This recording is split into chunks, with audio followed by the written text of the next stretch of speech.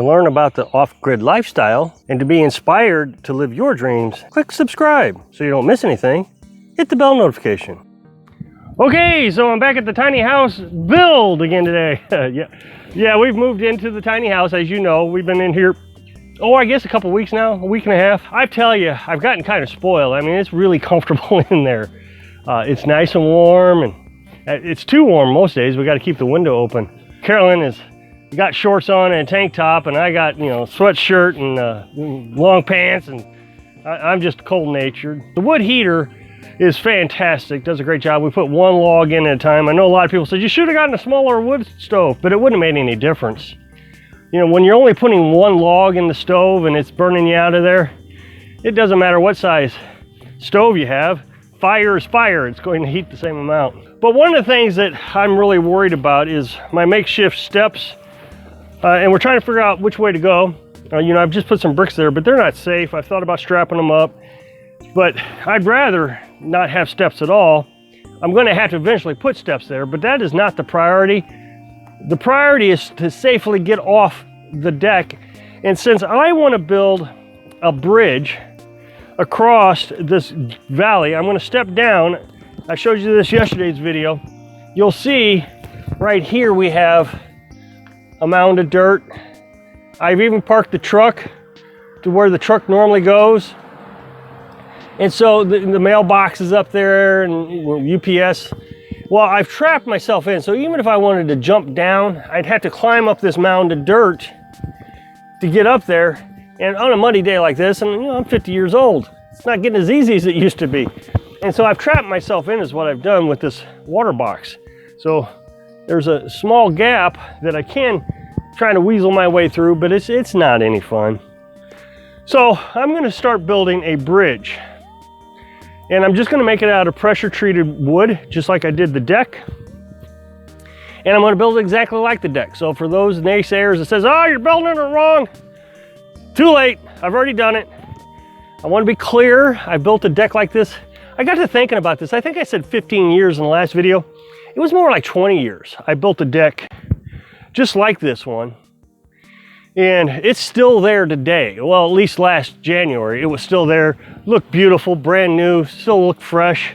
So I have no concerns about this deck having the problems that they said they were gonna have. I've already got my 2x6s here, and this is gonna be the frame of the bridge. It will stand up like this, so that'll be one side, then I'll have another one over here 3 feet across, so it'll be a 3-foot bridge. And I took the tape measure and I stood at it and I had Carolyn look at it. We felt like 3 feet was good enough. If we do too much more, and it'll end up taking up the whole porch. And of course, we want to be able to cook back here. This is where Carolyn's kitchen's gonna be. And then I'm gonna put bracing every 2 feet across in the center. And then I'm gonna do something that nobody's gonna like, I can guarantee it. They're gonna think that my 1x6s, my deck plate, my deck boards, should go across. I know you're gonna tell me that. I'm gonna run them lengthways though. There's 2 reasons I'm doing that. Less cutting, I was able to do everything in 8-foot lengths. It's 8 foot across, or just a little bit more than 8 foot across, at a slight uphill, and we're gonna keep the uphill angle. I am gonna have to remove this little tree. That's kind of unfortunate. I think that tree might have to come out of there. I really don't want to, so if I don't have to, I'm not gonna cut it right away, but I can already see the limbs are gonna be in our way, so I think that one's gonna have to come out. So the only cutting I gotta do is the bracing in the center and the handrails. So I'm trying to make this a simple and easy project that anybody can do without doing a lot of measuring and cutting. That's one of the things Carolyn really struggles with is cutting.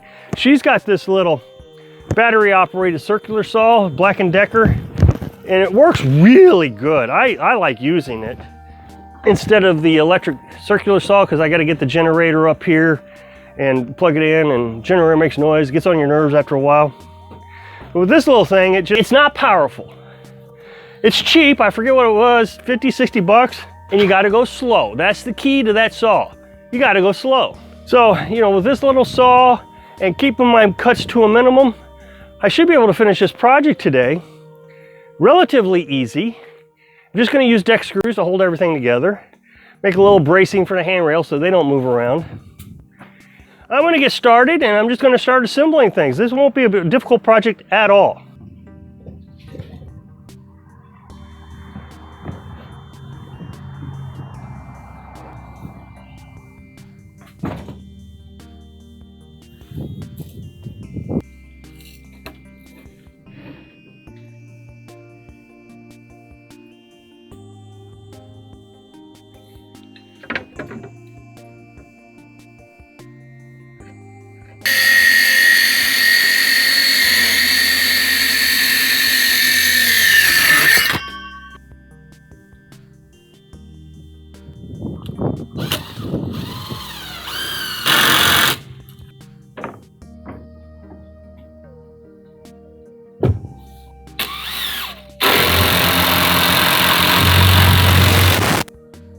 Okay, so I'm going to run my cross supports every 2 feet, which is what I did in the house. All the studs, and it's 2 feet. The floor joist was 16 inches. Now, on a tape measure, when you do studs, every 16 inches, it's marked by a red dot. So that's a stud location. That's 16-inch center is what it's called. So you can see it there, and then you'll see it right there again. What is that, 32 inches? And so that's where you're supposed to put your studs. But a lot of people who use 2x6s will do it every 2 feet. And that's what I'm doing. I got 2x6s, so I'm going to do it every 2 feet.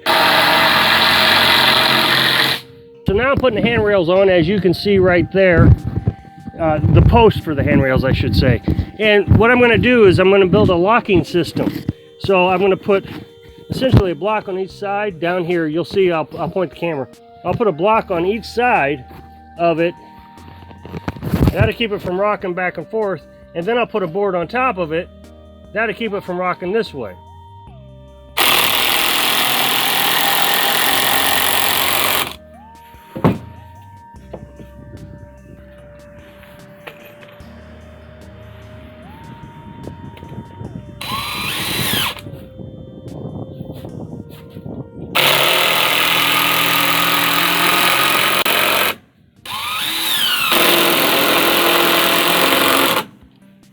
I'm letting my saw charge up. The battery died.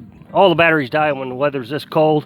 So I'm letting it charge up, but as soon as I get it charged up, I'm going to cut this board, and then I'll lay it over like that, screw it in on all three of those boards I just put in. And now you have a locking system in all directions. This post can't go in any direction.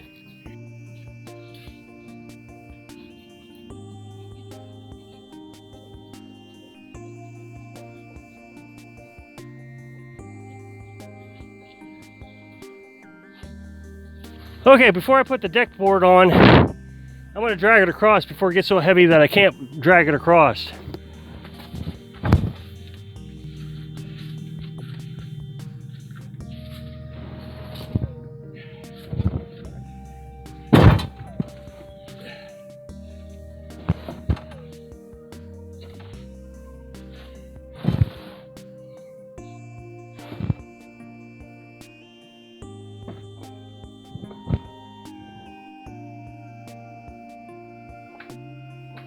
So you should be able to see here, I'm going to put a block right here on the deck, screw it down, and then come in on the other side and screw it down, and then the whole bridge will stay steady on the deck.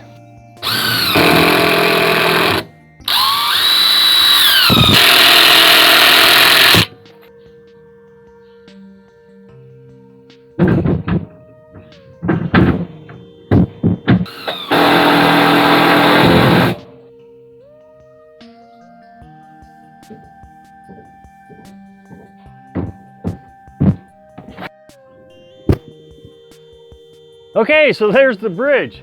Man, it worked out great. It was easy to do, only took a couple hours to do. Carolyn came out, she's tested it.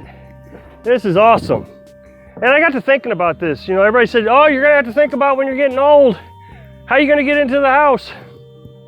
Well, this might be the solution right here. If you had to have a wheelchair or something, you should be able to access that pretty easy.